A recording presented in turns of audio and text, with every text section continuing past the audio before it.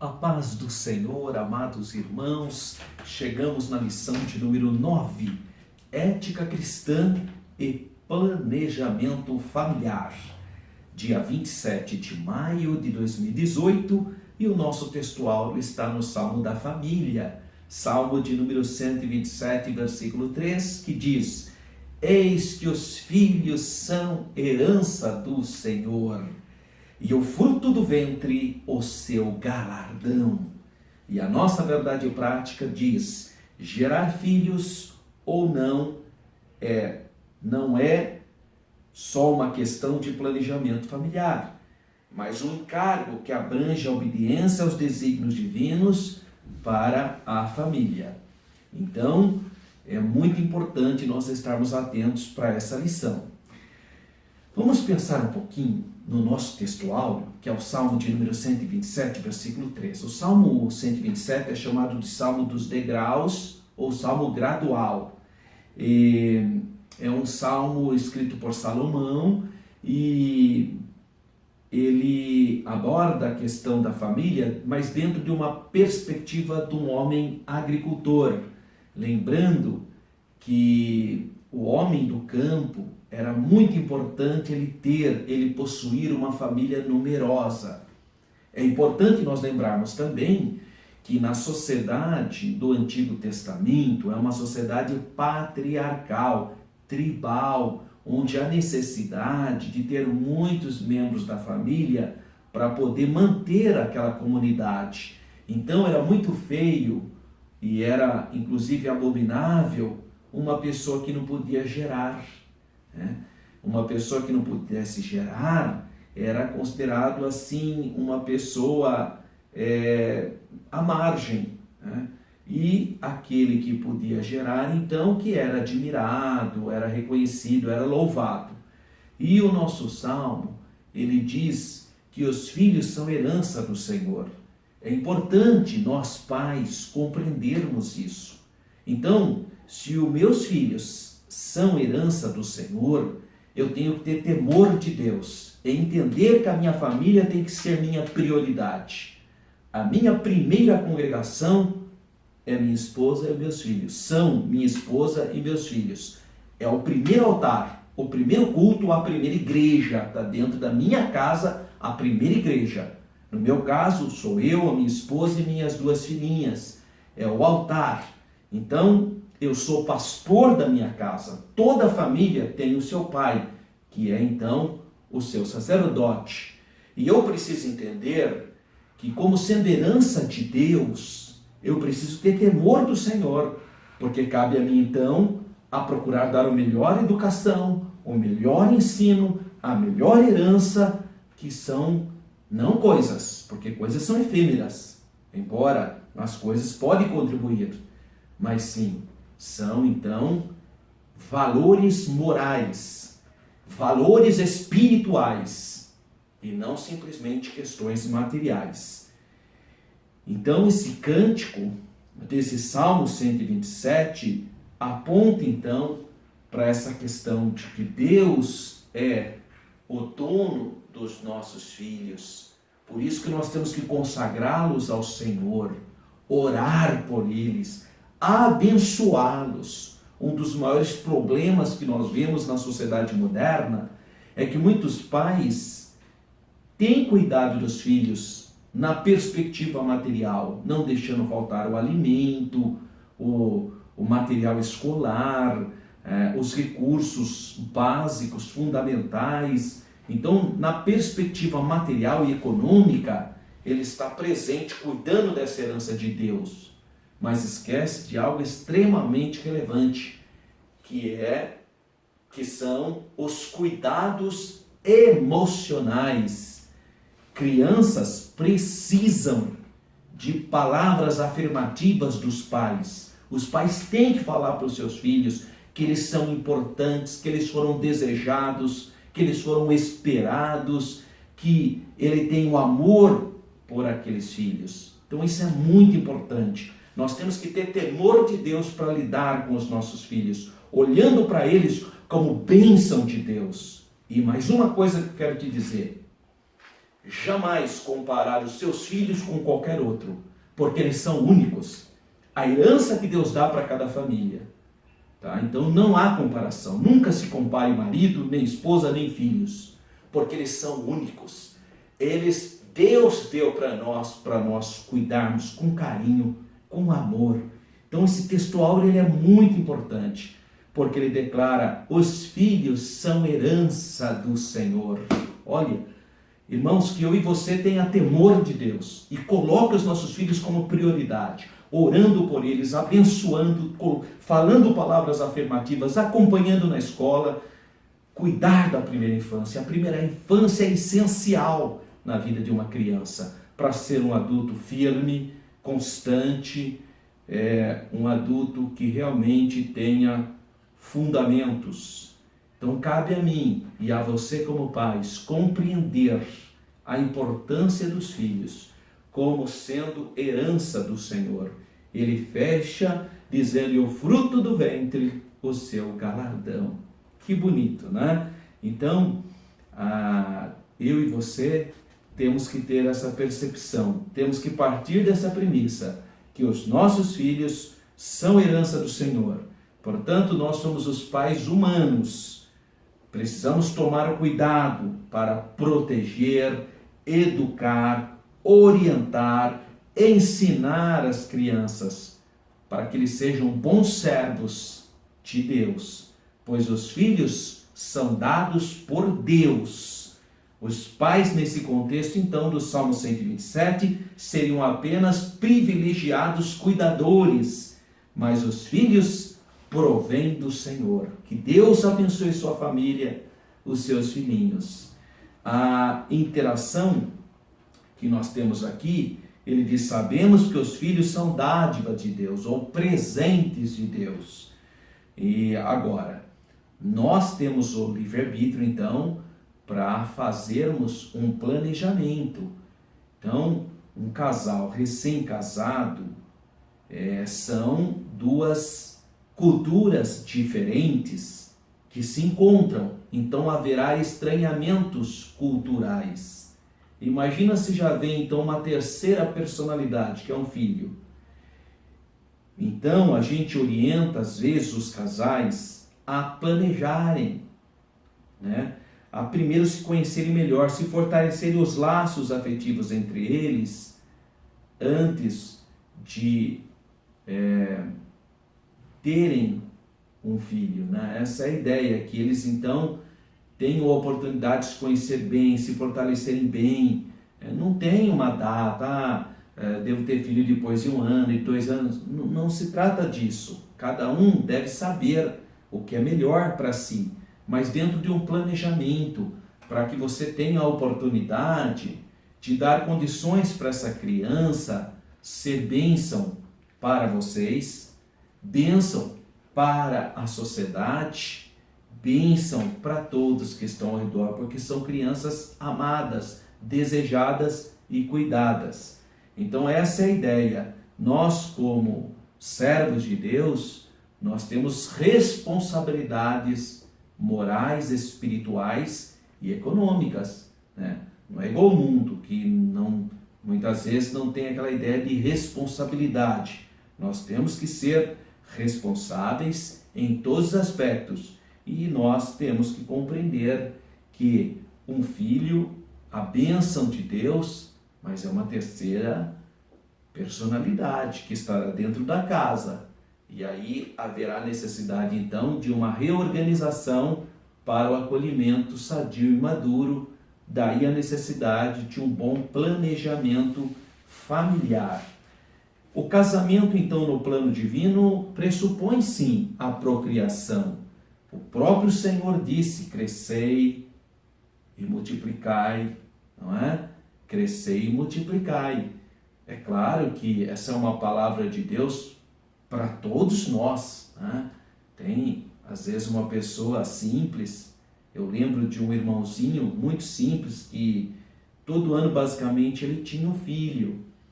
E aí um dia o pastor da igreja carinhosamente foi conversar com ele, até por uma questão de saúde da esposa. E quando foi falar com ele para ele fazer um planejamento, né? Porque ele queria ter um filho homem, e ele já tinha tido 7 filhas mulheres, e ele estava ali naquela missão de querer ter um filho homem. E mesmo assim, depois que nasceu o filho homem, ele teve mais 2 meninas. E então o líder dele foi orientá-lo. Ô irmão, pensa um pouco na sua família, você tem que ter um planejamento, né? Porque como que hoje uma pessoa, se não tiver estrutura, como que ele vai cuidar de 9 crianças, né? Tudo escadinha. E aí ele citou o versículo da Bíblia. Não, mas a Bíblia fala, pastor, crescer, multiplicar e encher a terra. Eu lembro que o pastor falou com carinho com ele, falou, irmão, só que a Bíblia fala que crescer e encher a terra, isso todo mundo vai contribuir, não é o irmão sozinho que vai encher a terra não, né? O pastor deu um toque para ele, né? Irmão, todo mundo vai cooperar com o enchimento da terra, não é o irmão sozinho que vai encher a terra, né? Esse não é um versículo exclusivo para o irmão, isso é uma palavra para todos os moradores da terra, né? Todos vão contribuir com o enchimento da terra, né? Não é uma família sozinha. Bem, mas esse é um assunto de fórum íntimo. O casal tem que discutir isso, né? Não é elegante, não é correto uma interferência externa. Cabe sim ao casal ou alguém que realmente tenha essa liberdade para falar, para orientar, para aconselhar o casal. Então, conceito geral de planejamento familiar. Precisamos entender que controle de natalidade não é planejamento familiar, tá? O controle de natalidade é o que os governos autoritários fazem com suas populações. Exemplo, China. O Partido Comunista não permite que o casal chinês tenha mais que um filho. Por quê? Porque, segundo ele, a população explodiria e eles não conseguiriam, então, cuidar de todas essas pessoas, uma vez que é um país com mais de 1 bilhão de seres humanos. Bom, então esses países que fazem o controle de natalidade, eles acabam usando métodos abortivos, infanticídio e uma série de situações condenáveis explicitamente pela palavra de Deus. Então, nós não defendemos em hipótese alguma o controle de natalidade.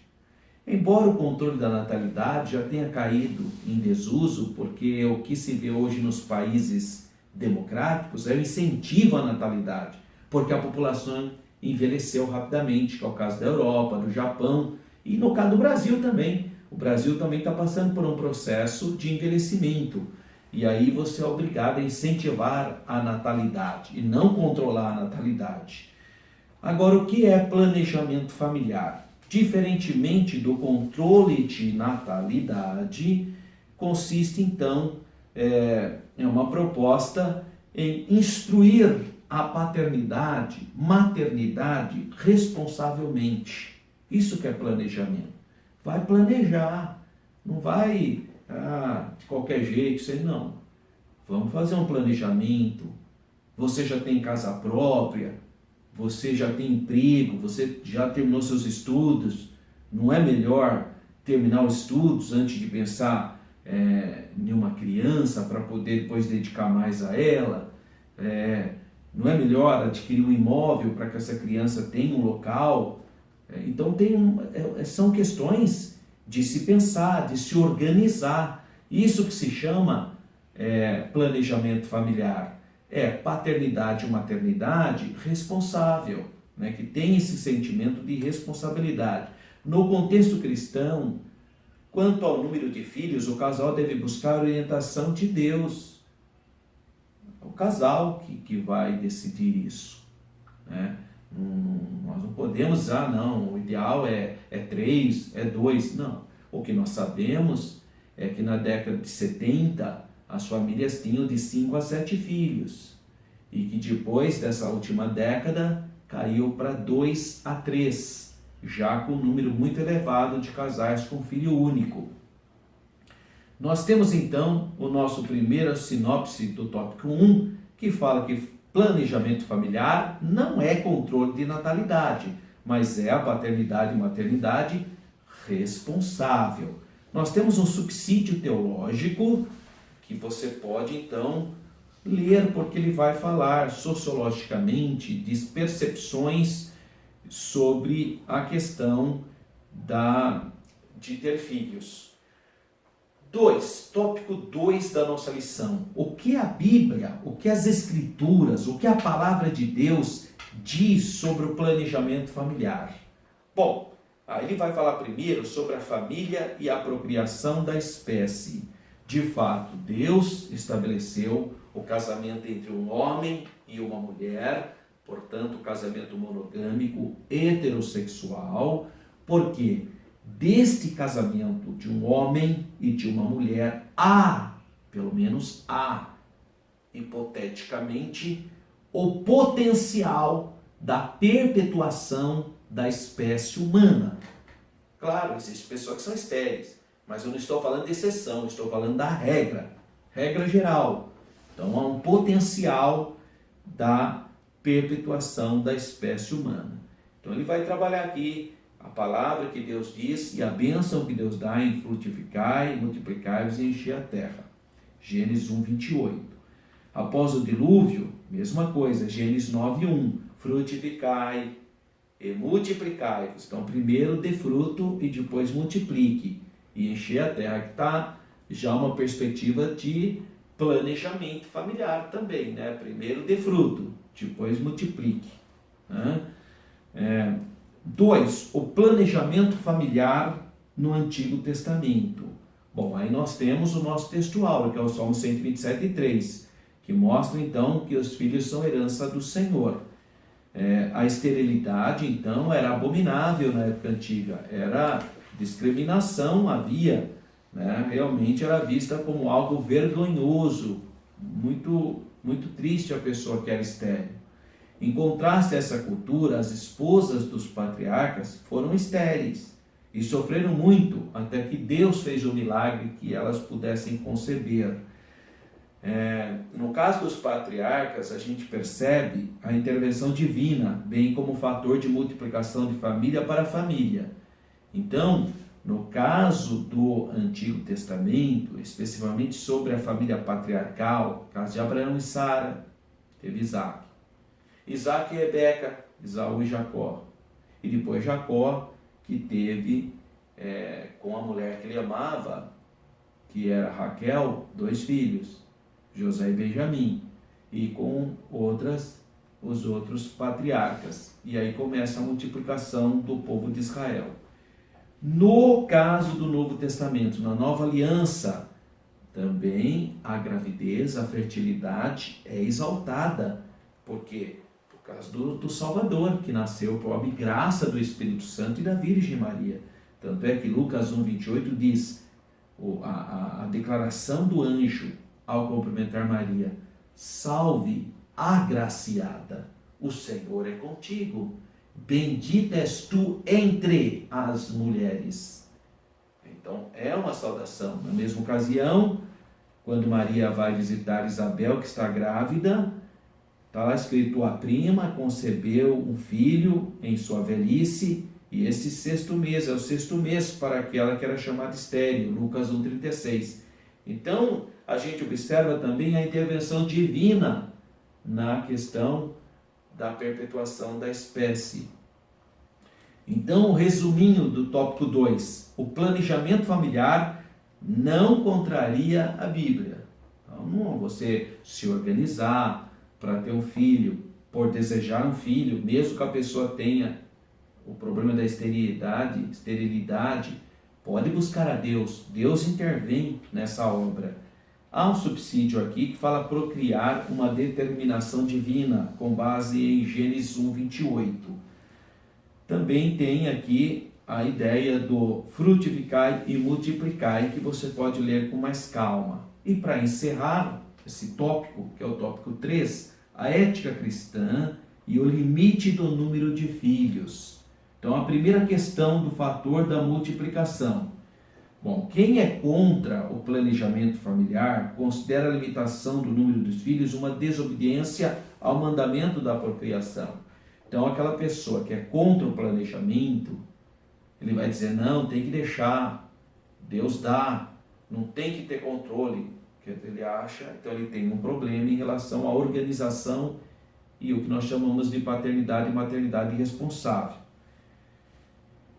Então, a gente sabe que Deus é tão sábio que ele agraciou a mulher com dias, alguns dias apenas do mês que existe a sua fertilidade, a sua ovulação, né? Não é o mês inteiro.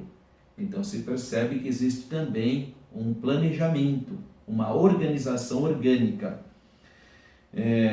Também nós temos que entender que a procriação, ela é geral. Quando Deus falou multiplicar, ele falou para todos, né? Não foi especificamente para uma família, né? Já expliquei isso até com o exemplo daquele irmãozinho. Desse modo, o fator de multiplicação depende da vontade do Senhor para cada família. Então, cada família pode ter, sim, a sua organização a respeito do número de filhos que pretende cuidar e criar. 2. A questão ética no planejamento familiar. Bom, em primeiro lugar, planejamento não é pecado, né, irmão? Você planejar, o que tem você planejar? Não há problema nenhum. Desde que você sempre espere a bênção de Deus, mas planejar não é pecado. Jesus falou positivamente do planejamento do construtor e do rei guerreiro. Está em Lucas 14, 28 a 32. Ele explica que é importante você planejar. Ninguém sai para a guerra sem planejar. Então, ele fala a questão do planejamento. O pecado, na verdade, está na presunção de achar que você tem tudo sob o seu controle. Esse é o problema da presunção. O cristão deve sempre o quê? Aconselhar-se ao Senhor para tomar decisões corretas. Então, nossas motivações, seja de planejamento ou não, tem que serem sempre de acordo com a vontade do Senhor, buscando a direção do Senhor. Agora, postergar o nascimento dos filhos até que se possa cuidar melhor da família, limitar os números dos filhos, também com essa ideia de dar uma educação melhor, é um planejamento. Cada família deve, então, se organizar nessa questão para poder efetivamente cuidar da herança do Senhor com tudo que for necessário. Então, resumindo, o planejamento familiar é uma questão ética que precisa ser analisada à luz da Bíblia e discutida, sim, pela igreja. Nós temos um subsídio que fala sobre o controle de natalidade, que nós somos contra. Controle de natalidade não. Planejamento familiar para que os pais sejam responsáveis, sim.